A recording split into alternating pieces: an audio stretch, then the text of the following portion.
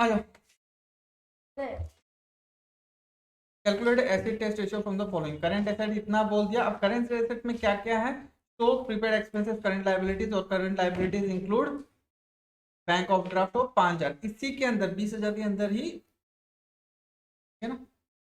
अच्छा, current asset में क्या है? 14,000 तो ये, और प्रीपेड एक्सपेंसेस ये। हम लोग को निकालना क्या है? क्विक रेशियो निकालना है। एसेट रेशियो मतलब क्विक रेशियो। एक चीज देखो, अपना करंट एसेट में हम लोग क्या क्या लिखते हैं? Debtor, stock, bills receivable, marketable securities, cash, bank, prepaid expenses और एडवांस टैक्स।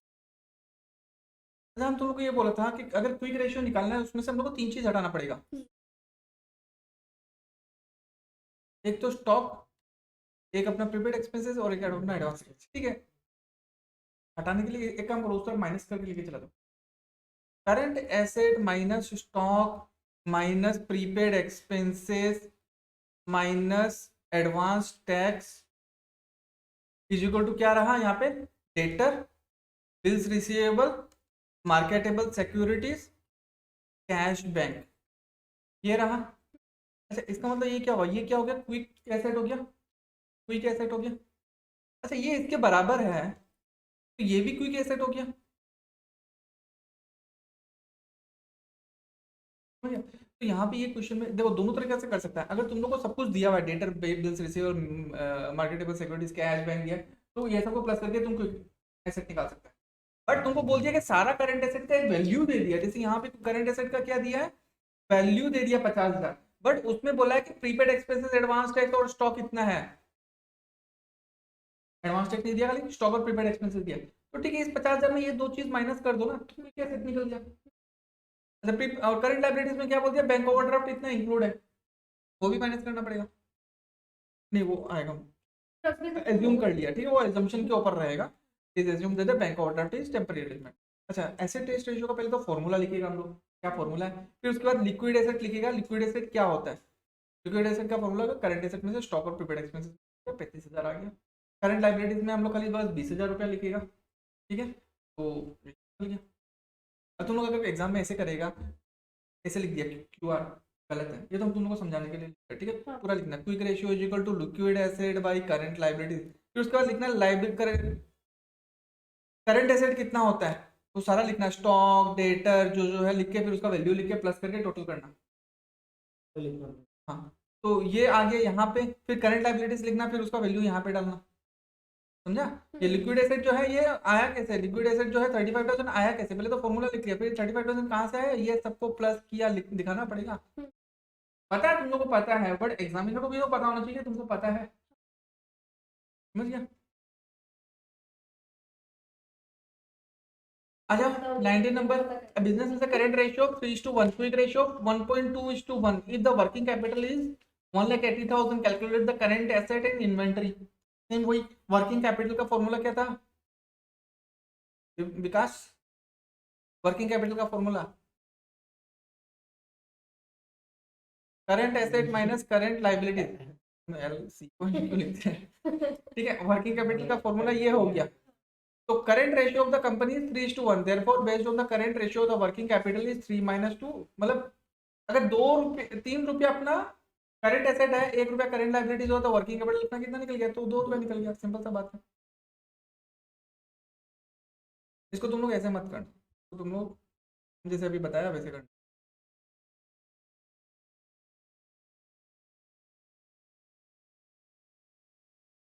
करंट रेशियो का फॉर्मूला क्या है?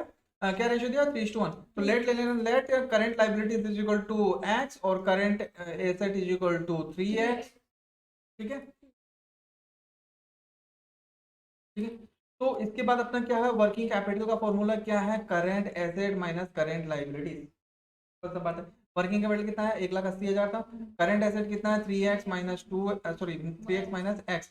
तो इसका मतलब हो गया 1,80,000 इज इक्वल टू 2x। तो x का वैल्यू कितना है? 90,000। तो अपना करंट एसेट हो गया 2,90,000, सॉरी 2,70,000। 3 × x, x का वैल्यू कितना है? 90। तो 3 × 90,000 2,70,000। और करंट लाइबिलिटीज कितना निकल गया? 90,000। ठीक है।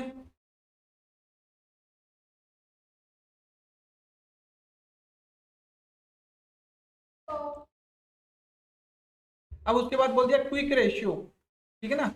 अच्छा, क्विक रेशियो का अपना फॉर्मूला क्या था? क्विक रेशियो का फॉर्मूला था quick asset by current liabilities. अच्छा, करंट लाइबिलिटीज तो उतना ही है 90,000। क्विक रेशियो कितना? 1.2 बाई कितना दिया? 1.2 बाई 1 दिया है, is equal to quick asset by current liabilities निकल गया कितना अपना? 90,000। राइट, निकल गया ना यहाँ से। तो क्विक एसेट का वैल्यू कितना निकल जाएगा? 90,000 और 0.2 से मतलब 1800 कितना आएगा? 1,08,000। ठीक है, मल्टीप्लाई हो गया। अच्छा, क्विक एसेट 1,08,000, करंट एसेट कितना है? 2,70,000। तो दोनों का डिफरेंस के बीच में क्या हो गया? स्टॉक। स्टॉक का वैल्यू निकल जाएगा 1,62,000। समझ गया?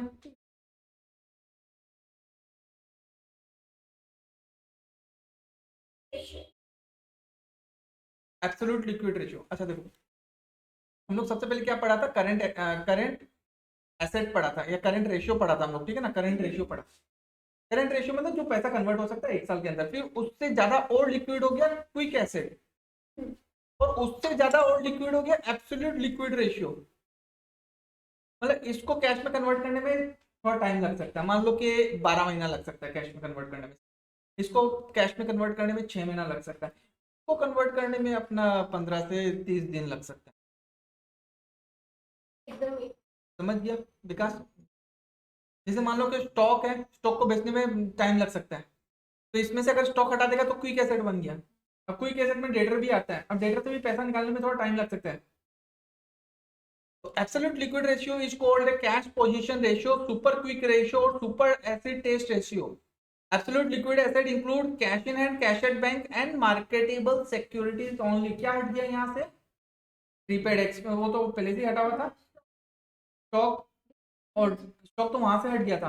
करंट एसेट से स्टॉक हटा दिया, एसेट हटा दिया, और प्रीपेड एक्सपेंसेस हटा दिया, तो बन गया क्विक एसेट। अब क्विक एसेट से डेटर्स और बिल्स रिसीवेबल हटा दिया, तो बन गया एब्सोल्यूट लिक्विड रेशियो। कैश तो लिक्विड एसेट ही है। बैंक में जो पैसा एक दिन के अंदर उठा सकता है, अनटिल अनलेस बैंक बंद हो तब भी एटीएम से जाके उठा सकते हैं। मार्केटेबल सिक्योरिटीज मोबाइल में है, कभी शेयर्स को बेच दो, ठीक है। So while calculating current liabilities, bank overdraft is excluded irrespective of the arrangement whether temporary or permanent। यहाँ पे हम लोग देखता रहा कि वो टेम्पररी है कि परमानेंट है, बट यहाँ पे क्या हो जाता है कि वो टेम्पररी हो या परमानेंट हो, कोई प्रॉब्लम नहीं है, वो नहीं आएगा। समझो, समझा? क्विक एसेट में करंट बैंक ओवरड्राफ्ट आ सकता है अगर वो टेम्पररी है, परमानेंट है तो नहीं आएगा। और यहाँ पे भी अगर परमानेंट होगा ना तब भी यहाँ पे मत लो करंट लायबिलिटीज, कुछ भी हो। समझ गए विकास? एब्सोल्यूट लिक्विड रेशियो का क्या फॉर्मूला होगा? Absolute liquid asset by current liabilities minus bank overdraft. चलो फॉर्मूला एक बार वापस से पढ़ लेते हैं। करंट एसेट में हो गया stock, debtor, bills receivable, cash, bank, prepaid expenses और एडवांस टैक्स और मार्केटेबल सिक्योरिटीज। तो ये करंट एसेट तो गया। अब अगर उसको बनाना है, क्विक एसेट बनाना है, तो स्टॉक हटाओ, प्रीपेड एक्सपेंसेस हटाओ, एडवांस टैक्स हटाओ, तो जो बचा वो हो गया quick asset. Debtor, bills receivable, cash, bank, marketable securities. अब अगर एब्सोल्यूट लिक्विड एसेट बनाना है तो डेटर्स और बिल्स रिसीवेबल और हटा दो, खाली कैश, बैंक और मार्केटेबल सिक्योरिटीज आ गया। समझ गया? अच्छा, देखो क्विक एसेट है ना, डेटर और बिल्स रिसीवेबल उस तरफ लेके चला जाओ। तो क्विक एसेट में डेटर और बिल्स रिसीवेबल माइनस करने से भी एब्सोल्यूट लिक्विड रेशियो आ गया, या तीनों, ये तीन को प्लस करने से भी एब्सोल्यूट लिक्विड रेशियो ही आएगा।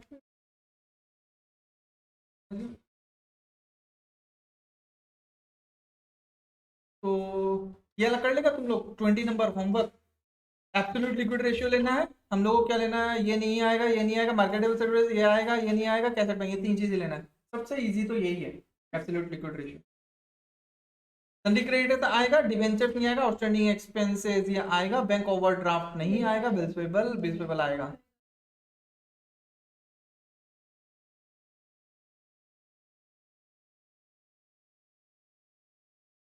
आ जाओ सॉल्वेंसी रेशियो। इतना देर तक हम लोग जो रेशियोज कर रहा था उससे हम लोग को ये पता तक चलता रहा कि जो भी एक कंपनी या फर्म है उसको कितना जल्दी वो अपना छोटा मोटा डेप्थ या छोटा मोटा लाइबिलिटीज को क्लियर कर सकते हैं। अब आ जाता है बड़ा बड़ा। Long term financial position of a company is examined by conducting test of solvency. Solvency नाम क्यों पड़ा इसका, बोलो। अच्छा, सॉल्वेंसी मतलब क्या होता है?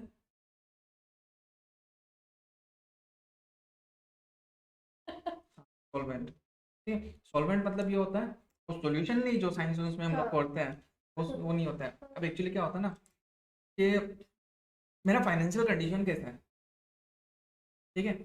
अब विजय माल्या था इतना जल्दी तो ठीक था, किसी को पता नहीं था वो इतना लोन लेके रखा है। जब उसका पता चला कि इतना लोन लेके स्कैम कर दिया, वो इंसॉल्वेंट हो गया। तो जो रास्ता में आ जाता है वो हो गया इंसॉल्वेंट, और जिसका फाइनेंशियल कंडीशन अच्छा है वो हो गया सॉल्वेंट, ठीक है। कि आज मान लो कि हम तुमको बोला कि जो नहीं, एक बार 10 लाख रुपया देना, हम तुमको 10 साल बाद देगा, कोई दिक्कत, ठीक है। इसको पता है 10 साल बाद दे देगा, तो इसका मतलब सॉल्वेंट। यही अगर विजय माल्या अगर किसी आके मांगेगा तो ये क्या दे देगा? वो अभी नहीं दे पा रहा तो 10 साल बाद क्या देगा, ठीक है। So long-term financial position of a company is examined by conducting the test of solvency. Solvency ratios are calculated to determine the ability of the business to service its debt. Service मतलब pay, ठीक है, या pay interest on loans in time and in ability to repay the principal in time. Time पे उसका जो loan लिया उसका interest देना, और टाइम पे जो इतना प्रिंसिपल अमाउंट ईएमआई ले रहा है ना, तो principal amount time to time देना।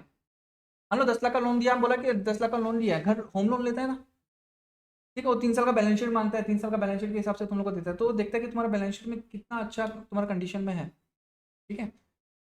तो 10 साल का लोन लिया, मान लो कि 10 लाख रुपया का, बोला कि हर साल हम 1 लाख रुपया देगा, तो चलो ठीक है, वो अगर टाइम उतना भरोसा होना पड़ेगा ना, उसका उतना इनकम होना पड़ेगा कि वो 1 लाख रुपया साल का दे दे, प्लस इंटरेस्ट भी उसके साथ दे दे, ठीक है ना। तो these ratios are also called leverage or capital structure ratio. Long term financier either such as security holders, debt financier are more concerned with the long term financial position. आज एक company का भी फाइनेंशियल पोजीशन हम लोग देखते हैं ना कि कंपनी कैसा है।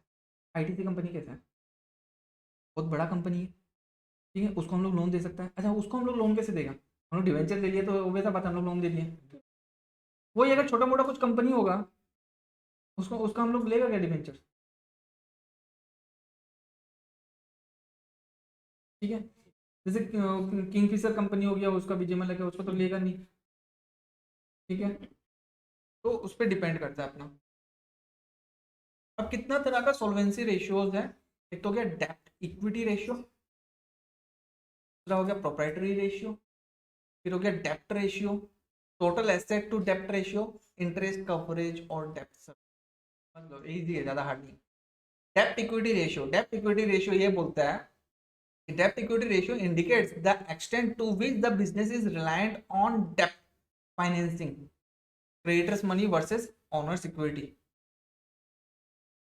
आज एक कंपनी को पैसा चाहिए, दो तरीके से पैसा उठा सकता है, लोन से, डिबेंचर रेशियो कर दिया तो मतलब लोन ले लिया तो फाइनेंस में पैसा आ गया। दूसरा इक्विटी शेयर इशू कर सकता है, बट इक्विटी शेयर को पैसा घुराना नहीं पड़ता है, तो कैपिटल के जैसा हो गया, बट डिबेंचर्स को तो पैसा घुराना पड़ता है।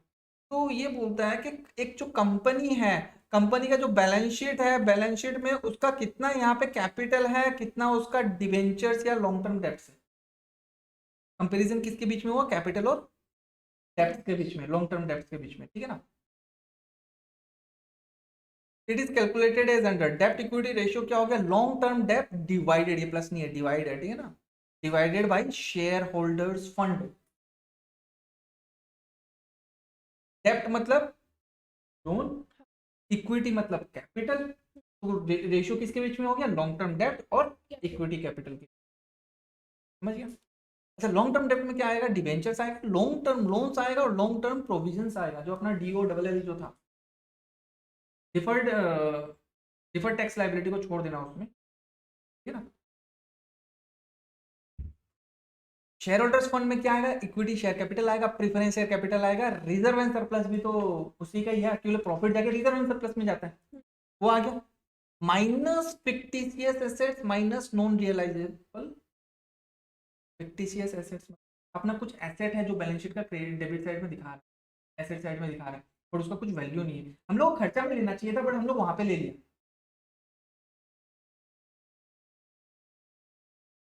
ठीक है।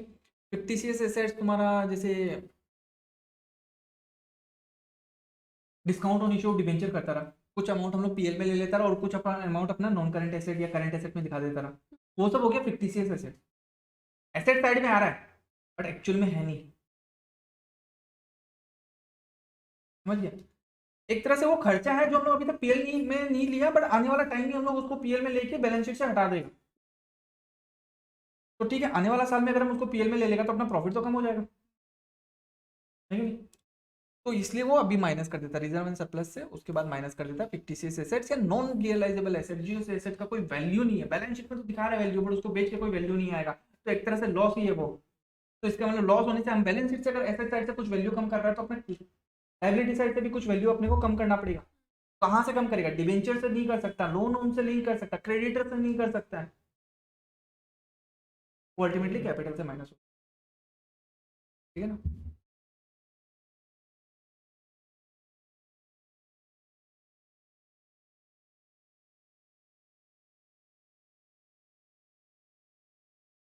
As per SEBI norms, the upper limit of this ratio for a company is 2:1. Upper limit ratio मतलब लास्ट, मतलब मैक्स टू मैक्स इतना होना चाहिए, उससे ज्यादा होने से खराब, मतलब जितना ज्यादा बढ़ते रहेगा ना उतना ज्यादा खराब होता रहेगा। 1:1 ठीक है, ठीक है। फिर 1.5:1 खराब है थोड़ा, 2:1 ये और ज्यादा खराब है, क्योंकि डेप्थ 2 है और कैपिटल 1। समझ गया? अपना फॉर्मूला क्या था? डेप्थ बाई इक्विटी था, तो दोनों अगर इक्वल होगा तब तक तो ठीक है, बट जैसे जैसे ऊपर का वैल्यू बढ़ते रहेगा, न्यूमरेटर बढ़ते रहेगा, वैसे वैसे वो रेशियो खराब होते जाएगा।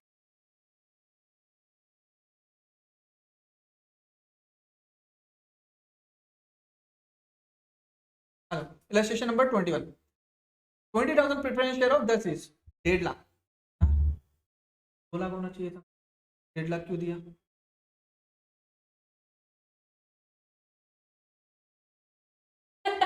पूरा प्रेफरेंस शेयर भी तो इशू नहीं कर सकता, कुछ पार्ट इशू कर सकता है, ठीक है, इससे मतलब नहीं है अपने को, अपने को मतलब है इससे 10,000 equity share of 20 is 2 lakh रुपया। क्रेडिटर्स लॉन्ग टर्म की शॉर्ट टर्म? लॉन्ग टर्म हो गया, ठीक है ना। 30,000 10% डिबेंचर, सॉरी क्या लिखा है, शॉर्ट टर्म हो गई, शॉर्ट टर्म, ठीक है। डिबेंचर्स ये लॉन्ग टर्म हो गया, लॉन्ग टर्म डेब्ट। अच्छा, ये जो क्रेडिटर है ये क्विक रेशियो करंट रेशियो उसमें जाएगा, इसमें नहीं आएगा, समझ गया विकास। करंट एसेट जो है अपने पास जो जितना पैसा पड़ा, हाथ में पैसा उसका पड़ा, उसी से करंट लायबिलिटीज पेमेंट हो गया, वो उसको बोल देगा तुम यहाँ पे क्या कर रहे हो, तुम्हारा जरूरत ही नहीं है यहाँ पे,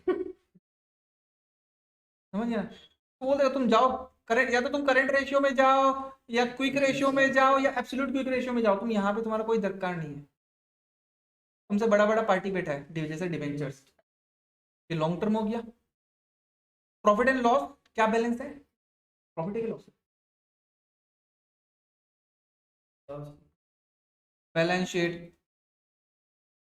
PL अगर यहाँ पे आया तो क्रेडिट, PL अगर यहाँ पे आया तो डेबिट, वो करके रखा है उसको, हम इधर डेबिट समझ के प्रॉफिट है, यहाँ पे आने का मतलब प्रॉफिट, यहाँ पे आने का मतलब लॉस, ठीक है ना।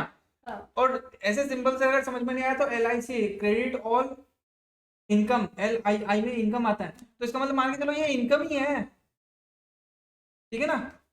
तो ये अपना हो गया 50,000 रुपया, ठीक है। अब आ जाओ, पहले लॉन्ग टर्म डेब्ट में तो एक ही है अपना 3 लाख रुपया, पहले तो लिख लेना लॉन्ग टर्म डेब्ट क्या है, डिवेंचर जो कि है 3 लाख रुपया। फिर आ जाओ इक्विटी में, इक्विटी में क्या है, पहले फॉर्मूला लिखना है, equity share capital, preference share capital, profit, ठीक है, कितने बार क्वेश्चन में रिजर्व एंड सरप्लस लिख देता तो रिजर्व एंड सरप्लस लिख लेना, ठीक है ना। सबको ऐड कर लिया 4 लाख रुपया, तो क्या हो जाएगा 3 लाख बाई 4 लाख, 3/4, है ना। लास्ट में 1 के हिसाब से करना, 3/4 है ना, इसको डिवाइड कर देना, 3 डिवाइडेड बाई करके 1 आना चाहिए, तुम 3:4 लिख देगा ना, ये भी ठीक है, बट लास्ट में क्या होता है 1 के हिसाब से जाता है कि अगर अपना 1 रुपया कैपिटल है तो लाइबिलिटी कितना है 75 पैसा का, समझ गए।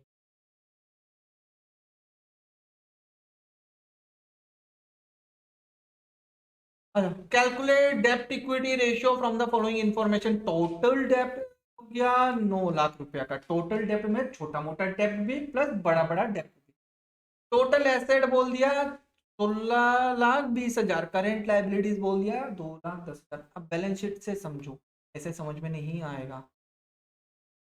टोटल एसेट का मतलब यहाँ पे जितना एसेट है, current asset plus investment plus अपना फिक्स्ड एसेट सब मिला के यहाँ पे हो गया 16,20,000। तो जितना एसेट का टोटल है उतना क्रेडिट लाइबिलिटीज का भी टोटल होना चाहिए, होना चाहिए कि नहीं होना चाहिए। या तो टोटल एसेट बोल लो या टोटल लाइबिलिटीज बोल लो, लाइबिलिटीज मतलब कैपिटल भी वो आ जाएगा, ठीक है। टोटल एसेट ही बोलता है नॉर्मली, टोटल लाइबिलिटीज बोलेगा तो कैपिटल एक्सक्लूड हो जाता है उसमें, कैपिटल को नहीं लेता, लाइबिलिटीज लेना, ठीक है। तो अब यहाँ पे बोल दिया करंट लाइबिलिटीज तो है, करंट लाइबिलिटीज है 2,10,000, और टोटल डेप्ट मतलब अच्छा लॉन्ग टर्म डेप्ट, ये दोनों प्लस करने से ना आ गया 9 लाख रुपया होना चाहिए, मतलब करंट लाइबिलिटीज और लॉन्ग टर्म मिला के कितना होना चाहिए। तो 9 लाख में तो 2,10,000 तो यही है, तो ये कितना हुआ 8,90,000, 7 लाख, 6,90,000, तो इसका मतलब ये 6,90,000 हो गया, हो ना। तो ये दोनों मिला के 9 लाख रुपया हो गया, टोटल डेप्ट हो गया, टोटल डेप्ट मतलब छोटा मोटा डेप्ट प्लस बड़ा बड़ा डेप्ट, ठीक है, निकल गया। अब उसके बाद क्या बोल दिया हम लोग को, अब कैपिटल निकल जाएगा यहाँ पे, कैपिटल कितना होगा 16,20,000 में तो 8 लाख तो यही है, यानी 9 लाख तो यही है, तो ये कितना हो जाएगा 7,20,000, निकल गया। अब एक एक करके देखो, ये तो हम तुम लोग को बैलेंस शीट के हिसाब से समझाया, अब यहाँ पे देखो लॉन्ग टर्म डेप्ट, लॉन्ग टर्म डेप्ट कितना है, हम तुम लोग को क्या बोला था, देखो करंट लाइबिलिटीज तो दिया हुआ ही है 2,10,000, लॉन्ग टर्म डेप्ट हम कैसे निकला 9 लाख में से, हम तुम लोग को क्या बोला था 9 लाख में से 2,10,000 तो यही है, तो इसका मतलब 9 लाख में से 2,10,000 माइनस किया था तब मेरा ये निकला था, यही देखो 9 lakh minus 2,10,000, share holders fund, ये कैपिटल जो हम कैसे निकाला, हम तुम लोग को क्या बोला था जो टोटल है यहाँ पे 16,20,000 होना चाहिए, बट 8 लाख तो यहीं पे है, 9 लाख सॉरी 9 लाख तो यहीं पे है, तो ये कितना निकल गया, तो 16,20,000 माइनस 9,20,000, डेप्ट इक्विटी रेशियो निकल सकता है। डेप्ट इक्विटी रेशियो क्या लेगा 6,90,000 लेगा, लॉन्ग टर्म डेप्ट divided by equity 690 divided by 720। कभी भी ऐसे अगर थोड़ा सा तुम लोग को डाउट होता ना तो रफ में पीछे में थोड़ा सा ऐसे बैलेंस शीट बना के देख लेना, ठीक है ना।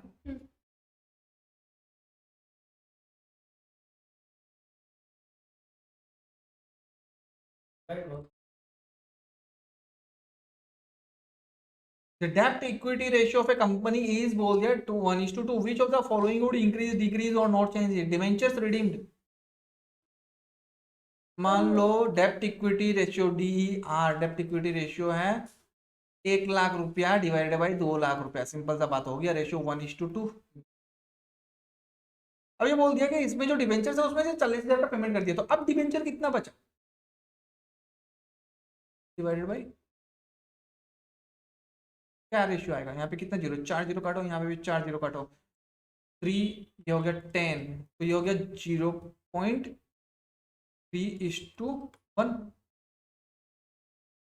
क्या हुआ हाफ से कितना हो गया कम हो गया, रिड्यूस हुआ है ना, इंप्रूव हुआ है, रेशियो इंप्रूव हुआ कि नहीं, अपना डेप्ट अपना कम हुआ है, तो अपना डेप्ट कम होना अच्छा बात है, तो अपना रेशियो इंप्रूव हुआ है, तो 0.33, तो which is now reduce to 0.33, ठीक है, it means the ratio has decrease. Purchase of a fixed asset 50,000 on long term deferred payment basis, long term deferred payment basis मतलब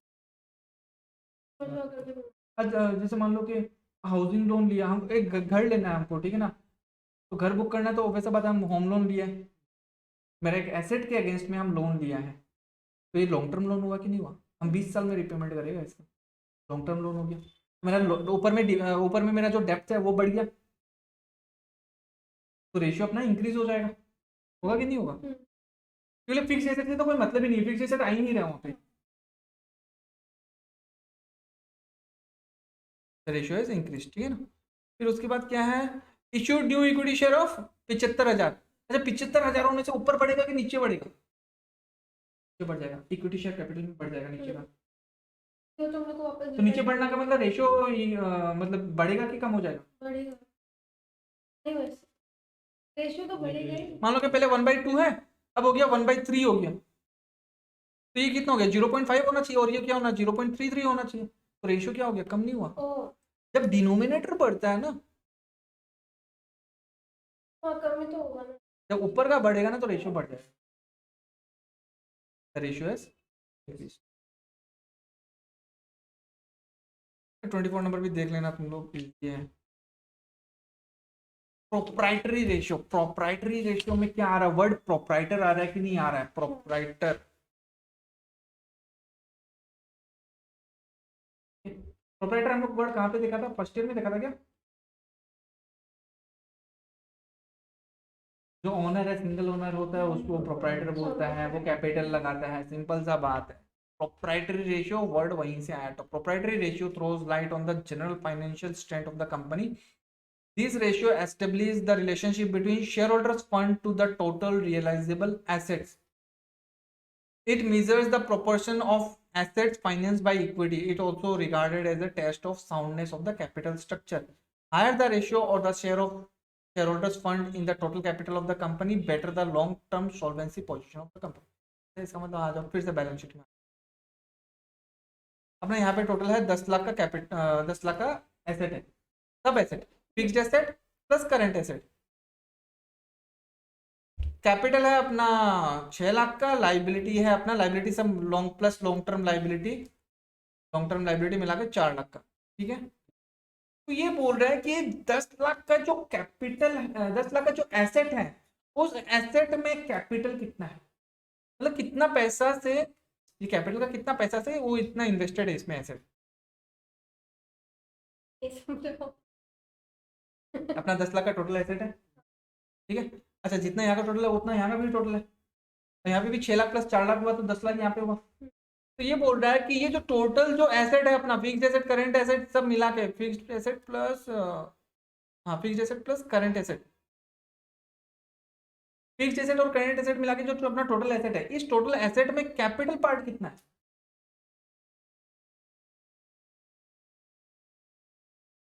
ये वाला ये रस्सी, ठीक है। तो प्रोप्राइटरी रेशियो ये बोल दिया share holders fund divided by, यहाँ पे जो कैपिटल, वही शेयर होल्डर्स फंड, वही सेम चीज, equity share capital, preference share capital plus reserve and surplus minus fictitious assets वगैरह, ठीक है। लॉस होगा तो वो माइनस हो जाएगा, डिवाइडेड बाय यहाँ का टोटल, मतलब कैपिटल का पैसा से कितना हम लोग एसेट में फंडेड है। 6 लाख रुपए फंडेड है, सिंपल सा बात।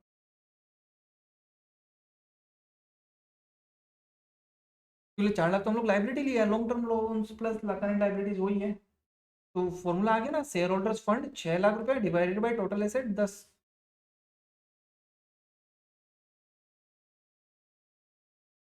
याद रहेगा? Calculate proprietary ratio from the following information of equities and liabilities. Proprietary ratio मतलब कि अपना जितना कैपिटल है, कैपिटल और टोटल एसेट्स के बीच में जो रेशियो हो गया वो हो गया, ठीक है। प्रैक्टिस करते करते याद हो जाएगा रेशियो, ठीक है ना। इक्विटी शेयर कैपिटल दे दिया, सॉरी प्रेफरेंस शेयर कैपिटल दे दिया, इक्विटी शेयर कैपिटल दे दिया, रिजर्व एंड सरप्लस दे दिया, 10% डिबेंचर, ये लॉन्ग टर्म हो गया, करंट लायबिलिटीज इतना दे दिया, टोटल एसेट दिया है, टोटल एसेट दिया है, ये सबको प्लस कर लो, टोटल एसेट ही हो जाएगा, है ना। जितना अपना एसेट का टोटल है उतना equal to capital plus liabilities, ठीक है। कैपिटल पार्ट इतना दे दिया प्लस लायबिलिटीज पार्ट इतना दे दिया, तो capital plus liabilities equal to total asset सारा। अब उसमें से कैपिटल कितना है? 2 लाख, 2 लाख 4 लाख हो गया,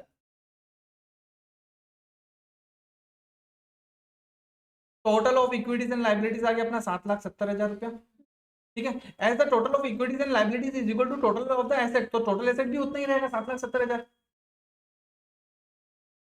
अब शेयर होल्डर्स में कितना आ गया, 4 लाख रुपया आ गया, तो 4 लाख डिवाइडेड बाई 7,70,000 रेशियो, समझ गया। Calculate proprietary ratio from the following information. अच्छा, calculate proprietary ratio, total debts बोल दिया, टोटल डेब्ट बोला, टोटल एसेट नहीं, टोटल एसेट दे दिया, चलो ठीक है। अच्छा, प्रोप्राइटरी रेशियो जो था, प्रोप्राइटरी रेशियो अपना अपना शेयर कैपिटल, एग्जांपल के तौर पे मान के चलो शेयर कैपिटल के बारे में बोल रहे, ये खाली कैपिटल मान लो कि कैपिटल जितना है डिवाइडेड बाई अपना टोटल एसेट। अच्छा, टोटल एसेट तो दे दिया हमको, बस खाली क्या पार्ट निकालना है, कैपिटल पार्ट निकालना है। करंट लायबिलिटीज इतना दे दिया। अच्छा, एक चीज देखो, बैलेंस शीट बनाओ फिर, ठीक है, ये पार्ट को एक बार इग्नोर करो, नहीं अपना यहाँ पे टोटल आ जाता है, टोटल एसेट 16,20,000 ही है, ठीक है ना, कोई दिक्कत नहीं, यहाँ पे भी 16,20,000 ही आना चाहिए, ठीक है। ये तो सेम वही वाला फॉर्मूला हो गया, 2,10,000, 90,000, 90 लाख अभी जो करवाया था, ठीक है ना। तो टोटल डेप्ट मतलब छोटा मोटा डेप्ट प्लस बड़ा बड़ा डेप्ट मिला के, छोटा डेप्ट प्लस बड़ा डेप्ट इज इक्वल टू टोटल डेप्ट, ठीक है ना। अच्छा, छोटा डेप्ट मतलब शॉर्ट टर्म करंट लायबिलिटीज हो गया, मान के चलो, ठीक है, छोटा डेप्ट करंट लायबिलिटीज, बड़ा डेप्ट मतलब लॉन्ग टर्म लायबिलिटी। अच्छा, छोटा डेप्ट कितना है बोल दिया, 2,10,000, 2.1, बड़ा डेप्ट पता नहीं, इक्वल टू टोटल डेप्ट बोल दिया 9, उस तरफ लेके चला जाओ 2.1 को, तो बड़ा डेप्ट कितना 6.9 आ जाएगा, तो ठीक है। यहाँ पे करंट लायबिलिटीज लिख दिया 2.1, लॉन्ग टर्म लायबिलिटीज लिख दिया 6.9, कैपिटल तो निकल ही जाएगा, क्योंकि 16,20,000 में 8 लाख तो यही है, सॉरी 9 लाख, 8 आ रहा है, 9 लाख तो यही है, तो ये कितना हो जाएगा 7,20 आ गया। Proprietary ratio 7,20 divided by 16,20,000,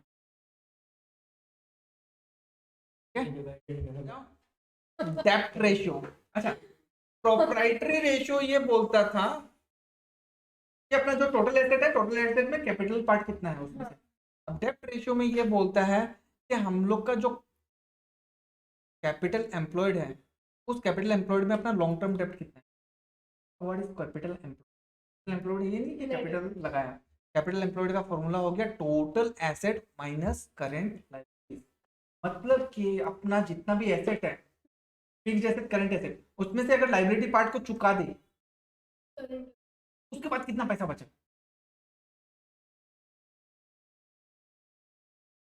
balance sheet, capital, long term डेप्ट और करंट लायबिलिटीज। यहाँ पे करंट एसेट, फिक्स्ड एसेट, और वैसे पता कैपिटल ज्यादा होगा, लॉन्ग टर्म डेप्ट भी ज्यादा होगा, करंट लायबिलिटीज तो थोड़ा मोटा होगा, छोटा मोटा कंपेयर टू ये दो, ये कम ही होता है। तो बोल रहा है कि ये दोनों को बेच दो, बेच के पैसा में कन्वर्ट कर दो पूरा, और इस पैसा को कन्वर्ट करके बाद कैपिटल को दे दो, पहले तो करंट लायबिलिटीज को दे दो, करंट लायबिलिटीज को दे दिया, उसके बाद बचा पैसा, उसके बाद वो किसको देगा, लॉन्ग टर्म डेब्ट्स को दे देगा, फिर उसके बाद जो बचा वो कैपिटल में जाएगा, सिंपल सा लॉजिक तो ये है, ठीक है। करंट एसेट और फिक्स्ड एसेट को बेच के जो पैसा आया उससे करंट लायबिलिटीज को चुका दो, बचा क्या, कैपिटल और लॉन्ग टर्म लायबिलिटीज। अच्छा, यहाँ पे जो पैसा बचा ना, तो लॉन्ग टर्म डेब्ट्स और यहाँ से इसको पैसा को माइनस करने के बाद जो पैसा बचा उसका रेशियो, नहीं समझा, नहीं समझा, नहीं समझा, हमको पता है। हम समझ गया। करंट एसेट है मान लो कि 40, फिक्स्ड एसेट है 60, टोटल हो गया 100, करंट लायबिलिटी है मान लो 10, कैपिटल है मान लो कि 60 मान लो, 60 मान लो, ये हो जाएगा फिर 30 हो जाएगा, सिंपल सा बात है। तो ये बोल रहा है कि 100 रुपया तो अपना एसेट तो ही है, संपत्ति है, अब वो संपत्ति से हमको 10 रुपया तो चुकाना ही है आज के रेट में, आज 1 महीने बाद 2 महीने बाद चुकाना ही है। तो अपना नेट एसेट कितना बचा, नेट एसेट में मतलब टोटल एसेट को करंट लायबिलिटी से माइनस कर दो, तो हो गया working capital, capital employed, sorry capital employed, ठीक है। कि अपना जितना भी टोटल एसेट है उसमें से करंट लायबिलिटीज को माइनस कर दो, तो वो हो गया कैपिटल एम्प्लॉयड, ठीक है। अब बोल रहा है तो कैपिटल एम्प्लॉयड अपना कितना निकला 90, सिंपल सा बात, 100 में से 10 रुपए करंट लायबिलिटी चुका दिया तो कैपिटल एम्प्लॉयड निकल गया, कैपिटल एम्प्लॉयड निकल गया 90। अब बोल रहा है कि जो लॉन्ग टर्म डेब्ट है और इस कैपिटल एम्प्लॉयड का जो रेशियो है वो हो जाएगा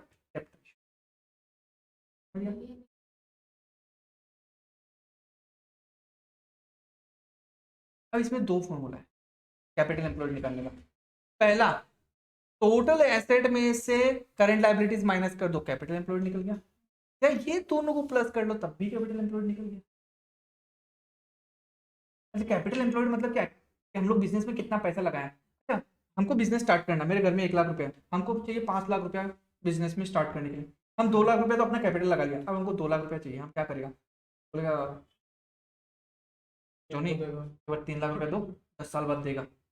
उससे पैसा लेके हम कैपिटल में लगाया ना, बिजनेस में लगाया, तो वो भी तो कैपिटल एम्प्लॉयड ही हो गया एक तरह से देखा जाए, बट है नहीं, बट एक तरह से।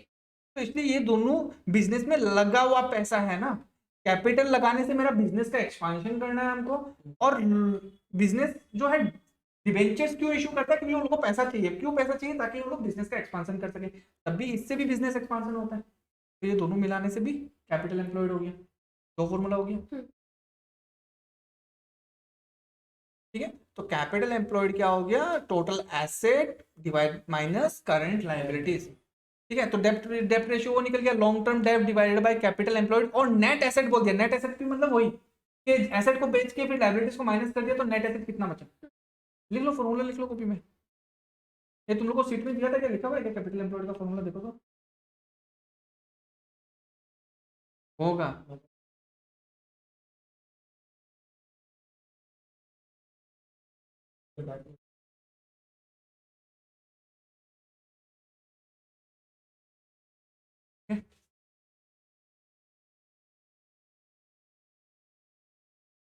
From the following information, calculate debt ratio: 10% debenture long term debt, 12% bank loan. ठीक है, करंट लायबिलिटीज हो गया। टोटल एसेट बोल दिया इतना, total asset include fictitious asset of 1 lakh. Fictitious asset है वो, एसेट को बेच के कोई पैसा नहीं आएगा, ट्यूशन बेकार एसेट है, वो माइनस हो जाएगा। देखो 10 लाख का एसेट में 1 लाख का एसेट ऐसा है इसको बेच के कोई पैसा ही नहीं आने वाला। एक्चुअल में 9 लाख रुपए तो उठना ही चाहिए अपने का। तो टोटल एसेट में से हम फिक्टिशियस एसेट्स माइनस कर दिया तो अपना ये आ गया। ठीक है, अच्छा लॉन्ग टर्म डेप्ट में क्या आ गया? 10% डिवेंचर्स आ गया, 12% बैंक लोन आ गया, लोन आ गया। ठीक है, अब ये 4 लाख को 99 लाख से डिवाइड करो, अपना डेप्ट रेशियो आ गया।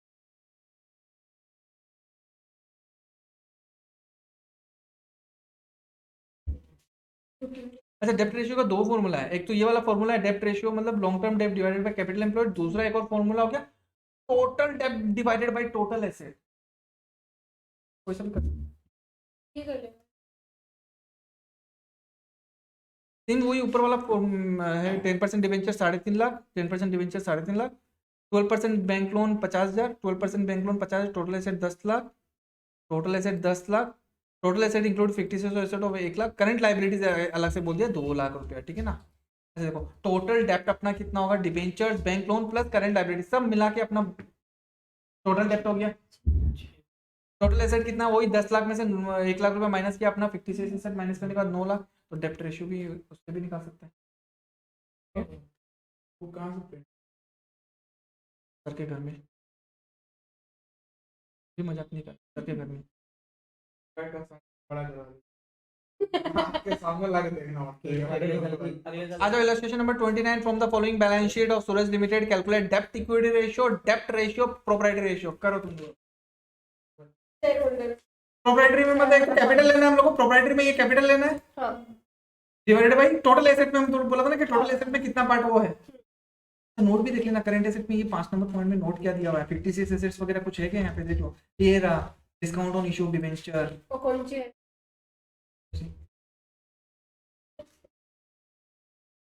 ठीक है, क्योंकि लिए ये जो discount on issue of debenture है ये नेक्स्ट ईयर पीएल में जाने वाला है। तो अगले साल पीएल में जाएगा तब भी प्रॉफिट कम होगा, इस साल भी डाल दो तो प्रॉफिट कम ही होगा। तो अभी माइनस 3 लाख का ही है ये। आता है ना एग्जाम, छोड़ कर ये तो और ठीक कर लेना।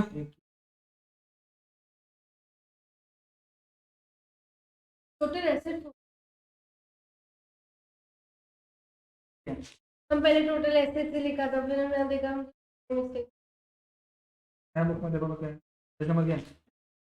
5.3 5.3 क्या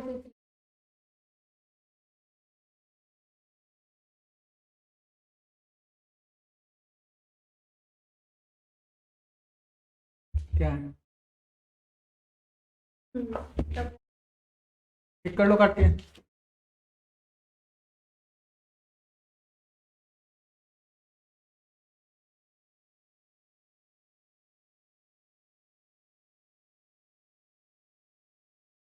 टोटल एसेट से डिस्काउंट ऑन इशू। क्योंकि उस एसेट का कोई वैल्यू नहीं है टोटल एसेट। सर ये शेयर होल्डर फंड से भी या तो शेयर होल्डर फंड, हाँ शेयर होल्डर फंड से माइनस कर दो। दोनों से माइनस हो, एक से टोटल एसेट तो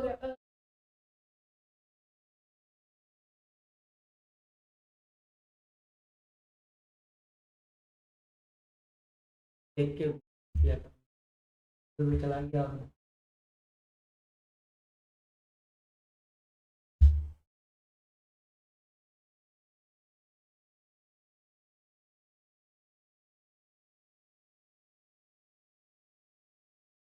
नहीं, एक तरफ ही माइनस होगा, दो शेयर होल्डर फंड में माइनस करो, फिर 2,50,000 ही होगा।